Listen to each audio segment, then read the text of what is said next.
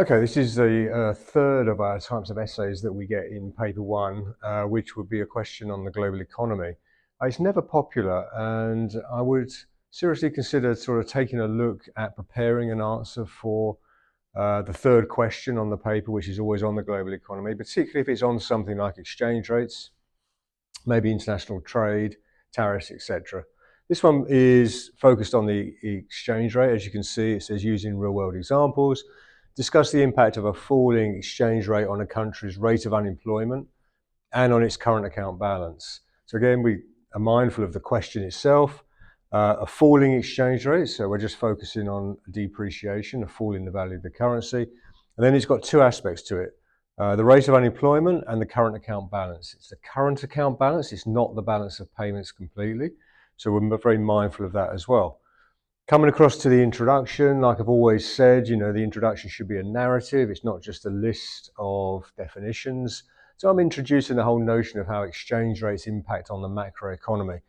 Just read it out to you. An exchange rate is the value of one currency against another currency. So I'm trying to get in my definitions, my terminology, showing my understanding of the topic area. A change in its value can have consequences for an economy. A depreciation, fall in the value in a floating exchange rate system, so again, another opportunity just to show my understanding, can impact inflation, growth, and living standards. So I sort of understand from the subject guide that exchange rates impact on five things: inflation, growth, living standards, unemployment, and the current account. This question is about those two, so I've just indicated that I'm familiar with the impact it has on other areas, but this essay is going to focus on the effect on the rate of unemployment. Again, put my definition in brackets, and the current account balance, and I would explain what the current account balance means as well. So I'm sort of making sure I've got my narrative in. I would try and suggest that you bring in a real world example into your introduction. It makes sense here to talk about a currency that's depreciating in value. I've picked the Sri Lankan rupee because it had a significant fall in value over a 3-month period in 2022.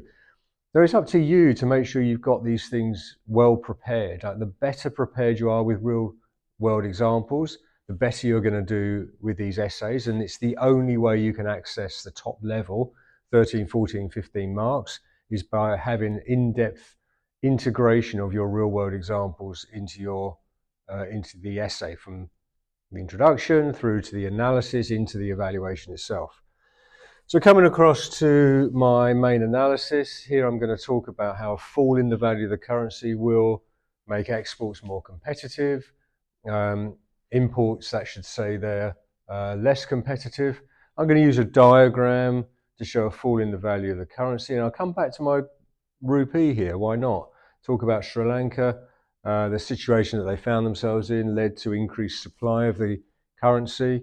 They were importing too much. Fall in demand because the state of the economy in Sri Lanka at that time was concerning to many people, not prepared to buy the Sri Lankan rupee, led to a fall in its value. And then I want to come on to making that connection back to exports potentially going up, imports going down, the impact on the rate of unemployment, which we would suggest decrease as more the export-led recovery, increase in that sector of the economy, and the current account balance should improve as well.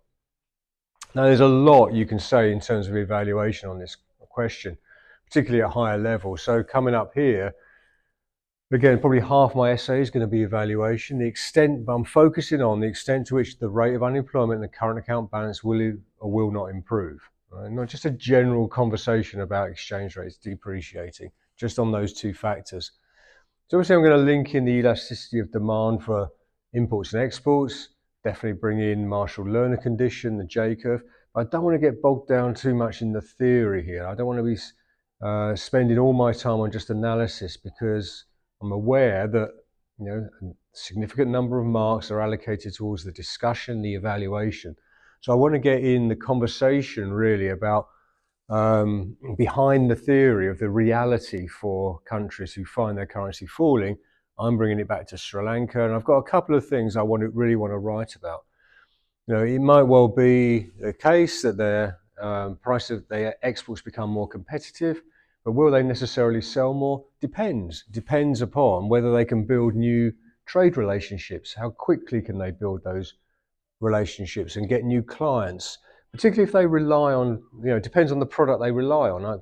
Clothing is a major sort of export from Sri Lanka. It's hard, to really establish new relationships there. If they were producing a more homogenous good, an African country that is selling bananas, for example, it's much easier to build up new clients and relationships because the products are all pretty much the same whether you buy them from wherever you buy them. It's more difficult if you're relying on things like electronics or clothing, where people are more interested in the quality of the product as well. And every country potentially is going to be different. So I can talk about that, discuss that a lot. And then my second and third discussion points are to do with supply constraints.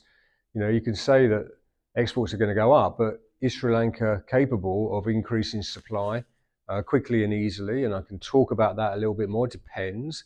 Like if it's a very labor-intensive sort of industry, it's probably easier because they can employ more people relatively quickly, and perhaps it's a sort of low-skilled sector. If that's not the case, it might be much more difficult for them to increase supply quickly and easily. And then big problem for Sri Lanka at that time was access to credit. If you're going to expand your industries in a time when your economy is not doing well, it's very difficult to attract the investment that might be needed in order for that to happen. And Sri Lanka was definitely finding difficulties in that area. Finally, I'll just come across to my conclusion. It's very short, it's quick. Depends, ultimately, I'm not going to say anything new. Depends on the country, what they're trading, as to whether or not the exchange rate is going to benefit them or not.